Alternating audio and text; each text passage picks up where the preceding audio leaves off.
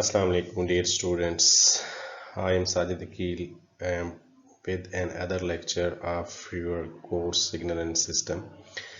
Uh, in this lecture, we will talk about some basic signal models, namely the more important signal models which we will talk about in this lecture are unit impulse and unit step functions. We will also talk about a couple of more signal models like Signum function, sinc function, and rectangular function. But the important one are unit impulse and unit step functions. So let's first briefly discuss what is the advantage of discussing these signal models. These signal models which we are going to discuss in this lecture are important because many a times we represent our arbitrary signals in the form of these signal models, in the form of unit impulse functions or unit step functions. An advantage of representing our arbitrary signals in the form of unit impulse functions or unit step function is that we already know about some properties of these impulse functions and step functions.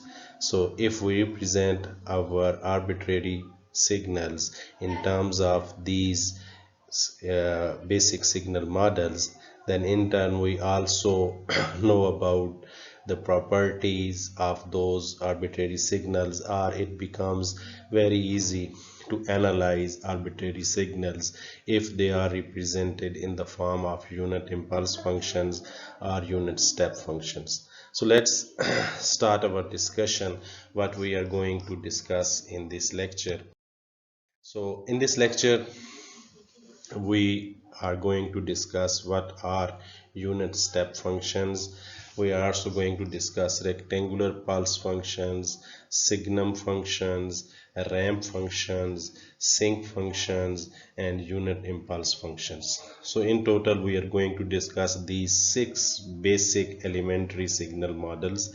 But as I told you, the first one, which is unit step function, and the last one, which is unit impulse function, which are written in red over here, they are more important because we will use them quite often. The other functions like rectangular pulse, signum, ramp, and sinc functions, sometimes we use them, but we don't use them more frequently as we use the first function, which is unit step function, and the last function, which is unit impulse functions. So these two are more important, unit step function and unit impulse function. So let's first define what is a unit step function, both in continuous domain and in discrete domain. In continuous domain, the unit step function u is represented by u of t, is denoted by u of t, and it is given as this u of t is 1 for values of the independent variable t which are greater than or equals to 0, and it is 0 for all those values of t which are less than 0. So this is a graphical representation of this unit step function. This is 1 from 0 to up till infinity. So this function, unit step function, is exists for all those values of t. Its value is 1 for all those values of independent variable t which range from 0 up till infinity. Minus infinity से लेके zero तक इस unit step signal की value zero है, और zero से लेके infinity तक इस यूनिट स्टेप फंक्शन की वैल्यू जो होती है वो 1 होती है. अगर हम, ये तो था कंटिन्यूस डोमेन की बात, अगर हम डिस्क्रीट डोमेन में की बात करें तो discrete domain unit step function की जो डेफिनेशन है वो ये है कि this u of k is 0 for k less than 0 and it is 1 for k greater than equals to 0. Please remember, this is a discrete version, so it will only exist at 0, 1, 2, 3, 4, 5.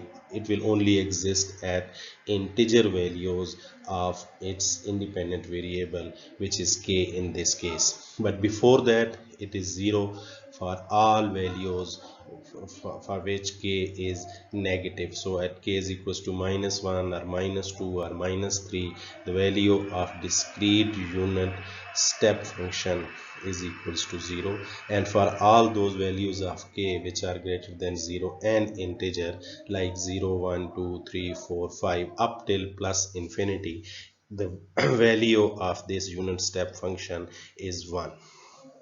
So continuous time unit step function is piecewise continuous, but it has a discontinuity at t is equals to 0, because up till this point its value was equals to 0 and suddenly its value changes from 0 to 1, so it have a discontinuity at the origin. So now let's talk about where do we use these unit step functions.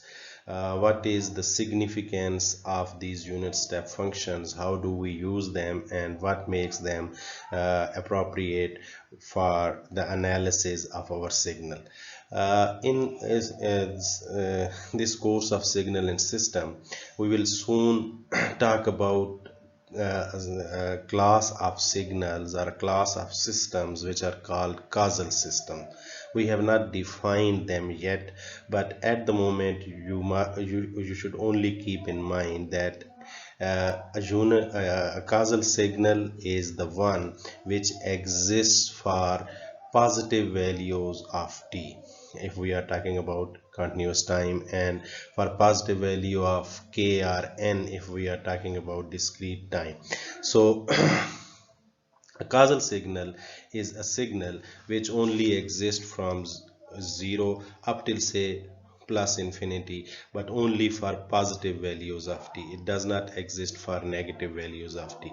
So now let's suppose we have a signal x of t which is given like this. X of t is e raised to power minus at. This signal e raised to power minus at will exist from will exist from t from minus infinity to plus infinity. But if we multiply this signal e raised to power minus at with our unit step function, which was u of t, and remember from the previous slide, u of t only exists, u of t is only 1, it has only non-zero values from 0 up till infinity. So if we multiply these two signal, if we multiply e raised to power minus at by ut, then the resultant signal will be a causal signal. So e raised to power minus at ut will only exist for those values of t which are positive, which are greater than 0, but its negative portion will become equals to 0 when we multiply it with unit step function, and the reason is that unit step function was equals to 0 for negative values of t. So multiplying these two signals e raised to power minus at ut, as a result of that we will get a causal signal. As a result of that we will get a signal which will only exist for those values of t which are positive. Moreover, unit step function is also used in specifying a function with different mathematical descriptions over different time intervals, and soon we will also see an example of this property of unit step function. So sometimes we have some signals which have different values in different intervals. With the help of unit step function we can easily represent those signals. So that is another usefulness of the unit step function. So now let's talk about another basic signal which is called a rectangular pulse function. A rectangular pulse function both in continuous domain and in discrete domain is an even signal around this vertical axis. So the definition for continuous domain is this: it exists from t from some value of t which is from minus tau over 2 to some tau over 2, so its value is 1 only in this interval. So this rectangular pulse only exists, it has a value 1 between minus tau over 2 to plus tau over 2, and elsewhere it is equals to 0. Similarly, the discrete version of this rectangular pulse, which is defined over here, it exists from some minus n to plus n. So as I told you, these rectangular pulse functions are symmetrical around this y-axis or around this vertical axis, and that's why it is an even function. So if for example we have to represent this now this is this is a rectangular pulse function which exists in this case from t is equals to 2 to t is equals to 4. It is not symmetrical about this axis, but if for example we have here we have an axis at t is equals to 3, so it is symmetrical around, now it is symmetrical around t is equals to 3. So we want to represent this signal, which is a rectangular pulse signal, in the form of unit step function. So let's see how can we do that. So we can write this x of t as u of t minus 2. This signal u of t minus 2 will be non-zero from 2 to infinity. So this signal will be non-zero u of t minus 2 from 2 to plus infinity, and similarly u of t minus 4 will be non-zero from 4 to infinity. So if we subtract u of t minus 4 from u of t minus 2, the result will be a signal which will only exist from 2 to 4, else remaining all values will becomes equals to 0, because u of t minus 4 is 1 at, for example, t is equals to 5, because 4 से लेके infinity तक इसकी value 1 है. u of t minus 2 is also 1 at t is equals to 5. so दोनों values चूँकि 1 हैं, तो जब आप सब्ट्रैक्ट करेंगे तो ये 5 पे 5 पे जो है ये 0 हो जाएगा. But if you talk about this value at t is equals to 3, here u of t minus 2 is 1, because u of t minus 2 2 से लेके infinity तक exist कर रहा है, और u of t minus 4 at t is equals to 3 is 0, because u of t minus 4 जो है वो 4 से infinity तक exist कर रहा है. so जब आप इनको subtract करेंगे तो here you will get a value of 1. so rectangular pulse function can easily be represented with the help of unit step function. Okay, so next signal which we will encounter sometimes in our course of signal and system is called a signum function. A signum function is defined like this. In continuous domain, signum of t is 1 for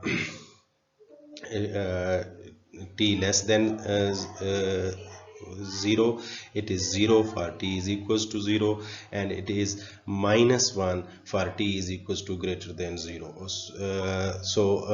This signum function in continuous domain is you can say if you have value of t greater than equals to 0, this signum function is 1, and if a value of t is less than 0, the value of signum function is minus 1. At t is equals to 0, the value of signum function is equals to 0. And for discrete case, it is just the discrete counterpart of the continuous time version. It will be 1 for values of k which are greater than equals to 0. It would be minus 1 for values of k which are less than 0, and it is 0 at k k is equals to 0. Please remember here there is some mistake in notation. Here it should be -1 and here it should be +1. When I will post the slides I will correct this, but signum function is 1 for t or k greater than 0 and it is -1 for t or k less than 0. Another important function which we will encounter in this course is called a ramp function. A ramp function in continuous domain is defined as ramp function is t multiplied with u of t. U of t, remember, u of t exists from 0 to infinity and its value is 1.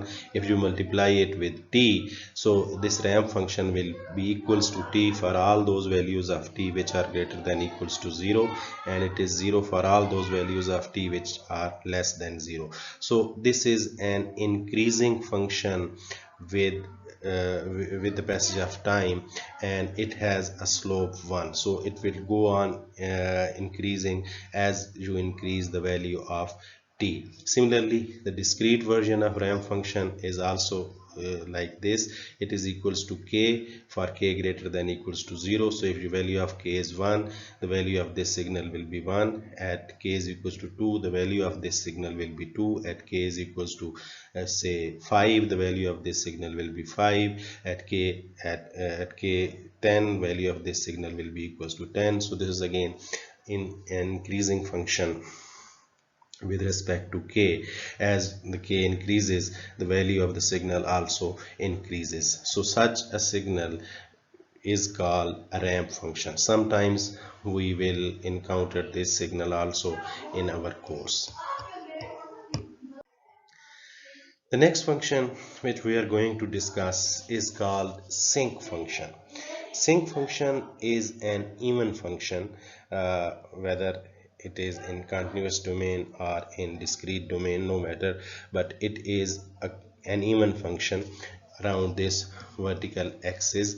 So जैसे आपको ये positive values के लिए जो shape नज़र आ रही है, वही वाली शेप इसकी नेगेटिव वैल्यू ऑफ टी के लिए भी होगी कंटिन्यूस डोमेन में, और डिस्क्रीट में भी ऐसे ही होगा. जो आपको पॉजिटिव साइड पे जो शेप नज़र आ रही है सिग्नल की, वही आपको फॉर नेगेटिव वैल्यूज़ ऑफ के या एन बी वही शेप आपके पास नज़र आएगी. So it is defined as sinc of omega naught t is sin pi omega naught t divided by pi omega naught t in continuous domain, and in discrete domain it is sin pi omega naught k over pi omega naught k. So it is, as I told you, it is an even function. Another thing which is called zero crossings of this sinc function. Zero crossings are those points where this function crosses this horizontal line. For example, this is a zero crossing point, this is also a zero crossing point. Again, here it is crossing this horizontal line, so this is a zero crossing point. This is also a zero crossing point. This is also a zero crossing point. This is also a zero crossing point, and same is true for discrete version also. So if you want to know how many zero crossings are there, so what you can do, you can put the argument of this signal equals to 0. So sin pi omega naught t at the points where the sin omega naught pi omega naught t will be equals to 0, those would be the zero crossing points for this signal. So sin pi omega naught t will be equals to 0 whenever this is equals to m pi, because sine of pi or 3 pi or 5 pi or 7 pi is equals to 0. So from here t is m over omega naught are the points where you would have the zero crossings of this signal. So this is a sinc function, even function, it's zero crossings. So these things we have discussed, and sometimes in the study of our this course of signal and system, the response of some systems will be in the form of a sinc function. So there we should know that what are the zero crossings of that sinc function, and there we should determine that whether it is what sort of phenomenon it is going to represent. Another function, which is the last one but not the least, as I already said, that is two functions are very important. One is unit step, which we have discussed earlier, and the other important function which we are going to discuss now is called a unit impulse function. Unit impulse function in continuous domain, it is defined like this. Please note it down carefully. It is represented by this delta of t. So delta of t is equals to 0 whenever t is not equals to 0. However, if we integrate this impulse function from minus infinity to plus infinity, the area under the curve is always equals to 1. In the maybe in the next slide, I am going to discuss the discrete version of this unit impulse function, and there I will explain you why it is a bit tricky to define the continuous version of unit impulse function. But at the moment, let's assume that we have a rectangular pulse, for example, whose width is equals to e and whose height is 1 over e. So if we are going to find the area under this shaded region, under this rectangular pulse, the area will be equals to 1 because its width is e and its height is 1 over e. So if we multiply them, that would be the area which will be under this shaded region, and that will be equals to 1. Now further assume that now we squeeze this the width of this rectangular pulse, हम इसकी width को कम करते जा रहे हैं. तो जैसे जैसे हम इसकी width को कम करेंगे तो इसकी height बढ़ती जाएगी. फॉर एग्जांपल, अगर हम width को ये वाली width के बजाय अगर हम ये वाली width सेलेक्ट कर लें तो इसकी हाइट जो है वो बढ़ जाएगी, और still the area under the curve will still remain 1. अगर हम विड्थ को और कम कर दें, फॉर एग्जांपल यहाँ से लेके यहाँ तक कर दें, तो इसकी हाइट जो है वो और ज़्यादा बढ़ जाएगी, बट अभी भी area under the curve will be equals to 1. And in the limiting case, जब ये विड्थ बिल्कुल ज़ीरो के अप्रोच कर जाएगी, बिल्कुल विड्थ को इतना कम कर दें कि वो बिल्कुल ज़ीरो को अप्रोच कर जाए, तो ये हाइट जो होगी ये इन्फिनिटी को अप्रोच कर जाएगी, और but still the area under the curve will remain 1. So that's why if we integrate this from minus infinity to plus infinity, the area under the curve will be equals to 1. So this is the definition of unit impulse function,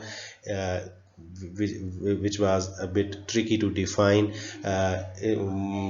The discrete version of this unit impulse function is more easy to define, and when we will define that in the next slide, then I will tell you why it was a bit tricky to define the continuous version of unit impulse function. But at the moment, let's discuss about a few properties of this unit impulse function. The first property is that it is an even function, so delta of t is same as delta of minus t. Another property which we normally encounter and which we will normally use, that is called its sampling property, and that sampling property is very easy to define. If you multiply two signal, let's suppose phi t was your some signal, arbitrary signal, ये कुछ भी हो सकता है, अगर आप इसको इस impulse function के साथ multiply करें, तो as a result of that you will get the value of that signal phi at t is equals to 0. या अगर जनरली आप इसको किसी shifted version of impulse function के साथ मल्टीप्लाई कर दें, delta of t minus t naught के साथ मल्टीप्लाई करें, तो as a result of that you will get the value of that function phi at the point t is equals to t naught. So that property is called sampling property.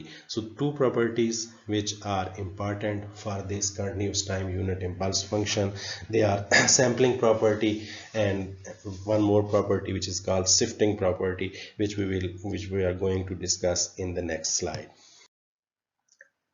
Okay, so now let's talk about the second property, which is called the shifting property of the continuous time unit impulse function.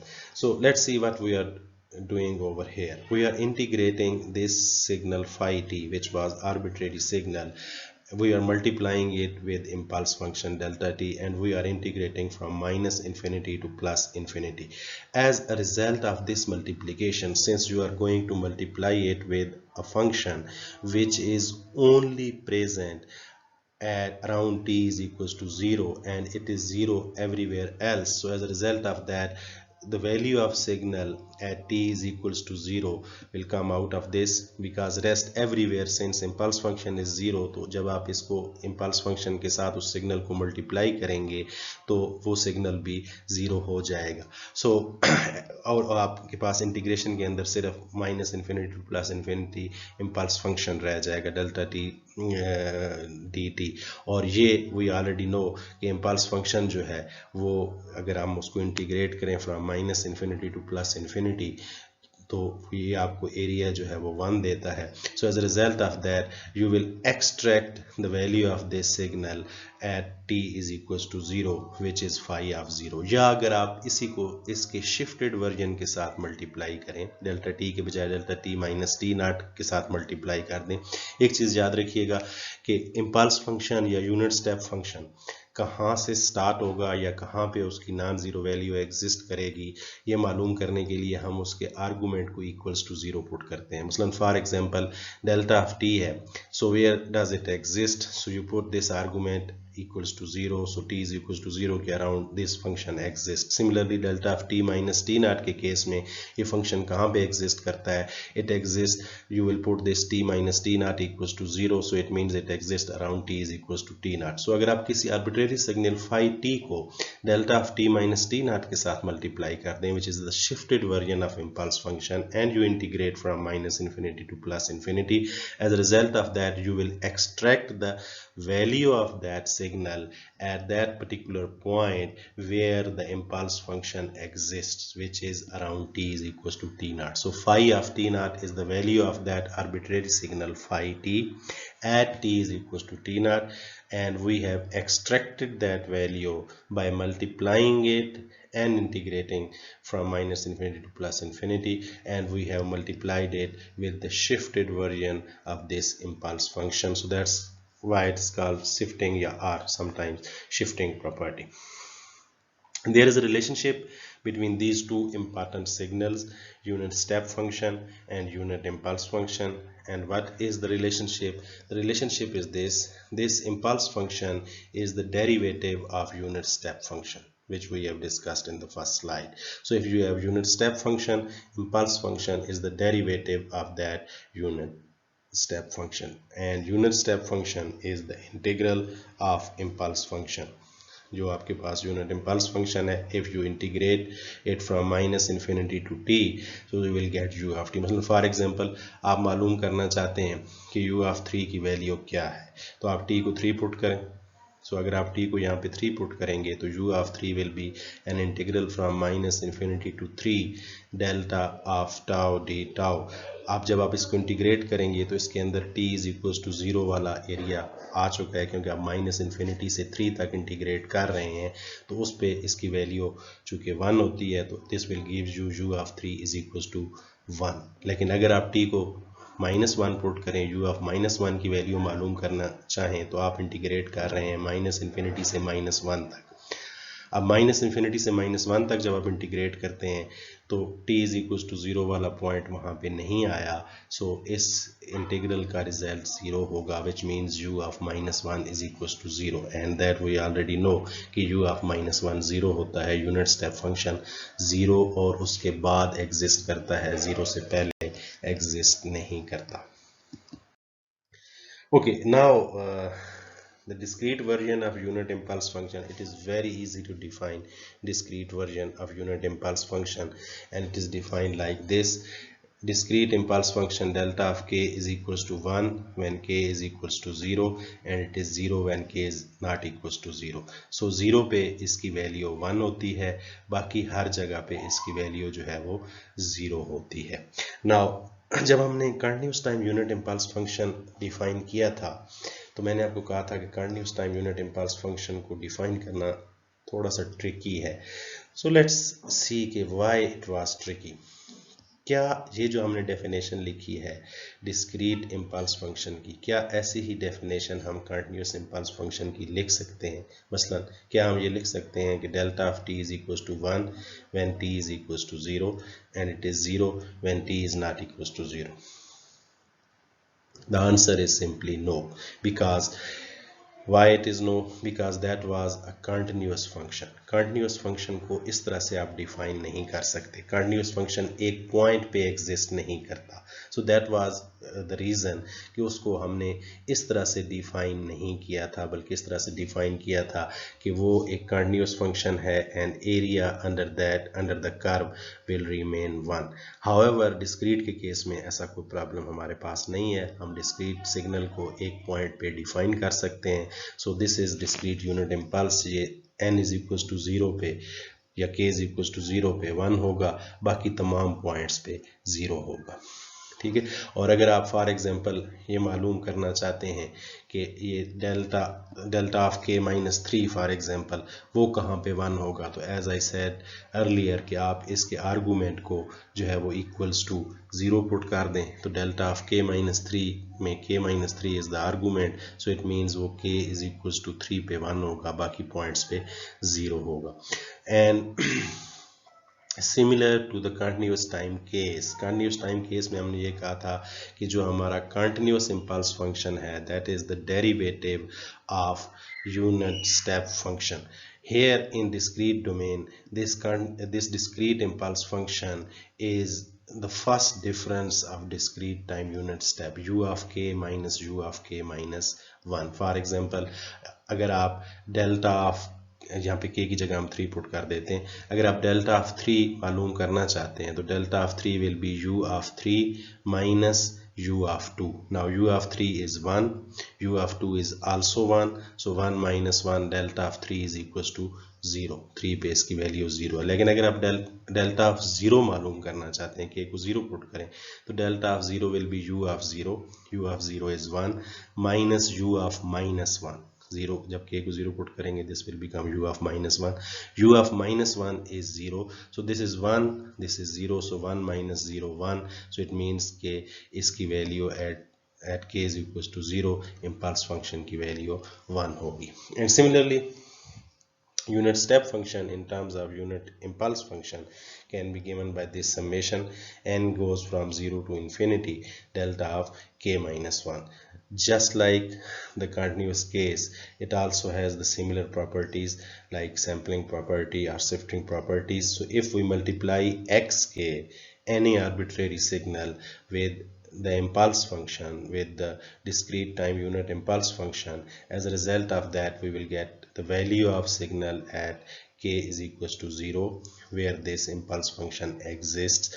And if we take the shifted version of impulse function delta of k minus k naught, so delta of k minus k naught के case में the value ये function जो delta of k minus k naught है ये कहाँ पे 1 होगा, this will be 1 at k is equals to k naught. So as a result जब आप इसको xk से मल्टीप्लाई करेंगे तो you will be able to extract the value of signal at that point जहाँ पे आपके पास डिस्क्रीट यूनिट इम्पल्स फंक्शन जो है वो नॉन जीरो था, which and that is x of k naught.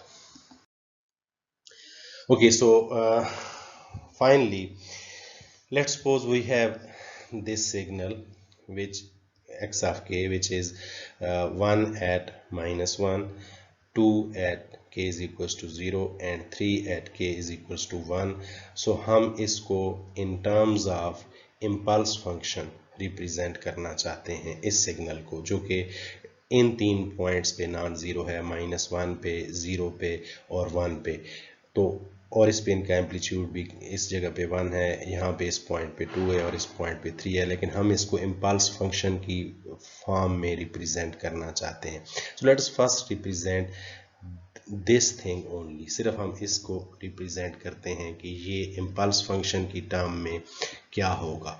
So this will be equals to, चूंकि ये -1 पे एग्जिस्ट कर रहा है, तो this will be equals to delta of k + 1, क्योंकि अगर हम k + 1 को इक्वल्स टू 0 पुट करें तो ये k इज इक्वल्स टू -1 पे इसकी वैल्यू 1 होगी। So this is going to represent this thing delta of k + 1। Next इस पॉइंट पे हमें रिप्रेजेंट करना है एक सिग्नल को जिसका एम्पलीट्यूड 2 है। सो डेल्टा ऑफ k तो हम लिखेंगे क्योंकि ये k इज इक्वल्स टू 0 पे एग्जिस्ट कर रहा है, लेकिन अब हमने सिर्फ डेल्टा k नहीं लिखना बल्कि इसके साथ ये 2 भी मल्टीप्लाई किया, क्योंकि जिस सिग्नल को हमने रिप्रेजेंट करना था उसकी value k is equals to 0 पे 2 थी। और सिमिलरली इस पॉइंट को रिप्रेजेंट करने के लिए ये डेल्टा ऑफ k -1 होगा। अगर आप इस आर्गूमेंट को इक्वल्स टू 0 पुट करेंगे, this impulse function will exist at k is equals to 1, और इसको 3 से इस वजह से मल्टीप्लाई किया है कि value of this signal is equals to 3। अब हम तीनों को ऐड कर दें तो हम will be able to represent our signal x of k. So x of k is delta k plus 1 plus 2 times delta of k plus 3 times delta of k minus 1. So this was an introduction of a few elementary signals, जिसमें 2 important signals हमने discuss किए जिनको हम बार बार इस course की study में use करेंगे। एक यूनिट स्टेप फंक्शन, एक यूनिट इम्पल्स फंक्शन। कुछ और भी हमने बेसिक सिग्नल डिस्कस किए जो कि इतने ज़्यादा कॉमनली यूज़ तो नहीं होते, लेकिन कहीं ना कहीं हम उनको भी यूज़ करेंगे, like rectangular function, signum function and sinc function. So hopefully you have learned some basic signal models from this lecture. In the next lecture we will talk about further properties, further classifications of signals, जो कि हम पहले भी कुछ discuss कर चुके हैं, कुछ नेक्स्ट लेक्चर में भी इंशाल्लाह डिस्कस करेंगे। So thank you very much and अल्लाह हाफिज़।